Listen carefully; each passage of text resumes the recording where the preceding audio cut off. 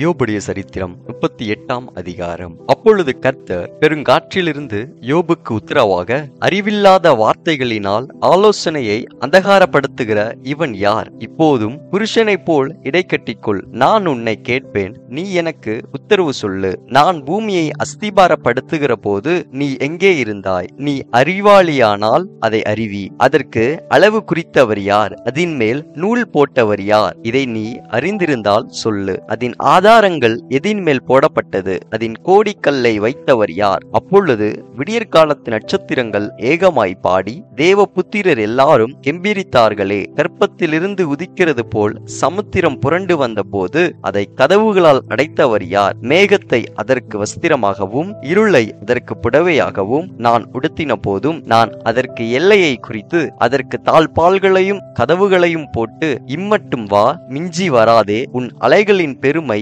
இங்கே அடங்க கடவது என்று நான் சொல்லுகிற போதும் நீ எங்கே இருந்தாய்? துஷ்டர்கள் பூமியிலிருந்து உதறி போடப்படும்படிக்கு அதன் கடையாந்தரங்களை பிடிக்கும் பொருட்டு உன் ஜீவ காலத்தில் எப்போதாவது நீ விடியற் காலத்துக்கு கட்டளை கொடுத்து அருணோதயத்துக்கு அதன் இடத்தை காண்பித்ததுண்டோ? பூமி முத்திரையிடப்பட்ட களிமண் போல் வேறே ரூபம் கொள்ளும். சகலமும் வஸ்திரம் தரித்திருக்கிறது போல் காணப்படும். துன்மார்க்கரின் ஒளி அவர்களை விட்டு எடுபடும். மேட்டிமையான புயம் முறிக்கப்படும். நீ சமுத்திரத்தின் அடித்தளங்கள் மட்டும் புகுந்து ஆழத்தின் அடியில் உலாவினதுண்டோ? மரண வாசல்கள் உனக்கு திறந்ததுண்டோ? மரண இருளின் வாசல்களை நீ பார்த்ததுண்டோ? நீ பூமியின் விசாலங்களை ஆராய்ந்து அறிந்ததுண்டோ? இவைகளையெல்லாம் நீ அறிந்திருந்தால் சொல்லு. வெளிச்சம் வாசமாயிருக்கும் இடத்துக்கு வழி எங்கே? இருள் குடிகொண்டிருக்கும் ஸ்தானம் எங்கே? அதன் எல்லை இன்னதென்று உனக்கு தெரியுமோ? அதன் வீட்டுக்கு போகிற பாதையை அறிந்திருக்கிறாயோ? நீ அதை அறியும்படி அப்போது பிறந்திருந்தாயோ? உன் நாட்களின் தொகை அவ்வளவு பெரிதோ?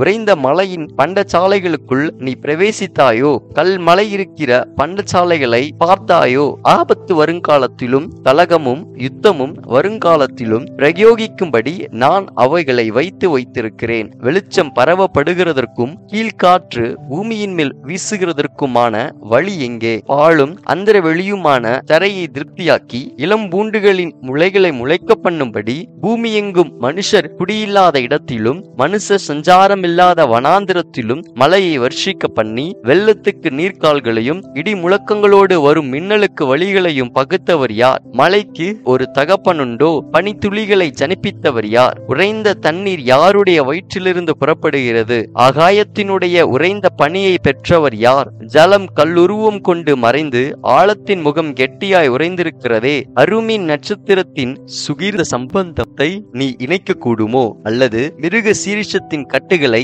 அவிழ்ப்பாயோ? ராசிகளை அதினதின் காலத்திலே வர பண்ணுவாயோ? துருவ சக்கர நட்சத்திரத்தையும் அதை சேர்ந்த நட்சத்திரங்களையும் வழி நடத்துவாயோ? வானத்தின் நியமங்களை நீ அறிவாயோ? அது பூமியை ஆளும் ஆளுகையை நீ திட்டம் பண்ணுவாயோ?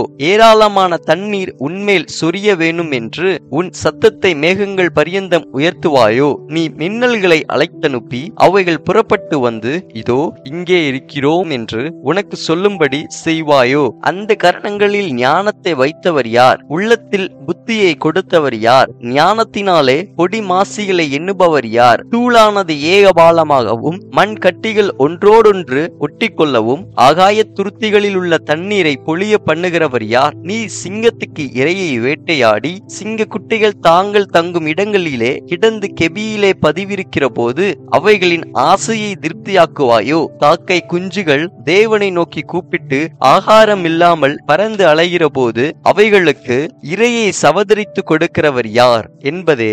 ஆமேன்.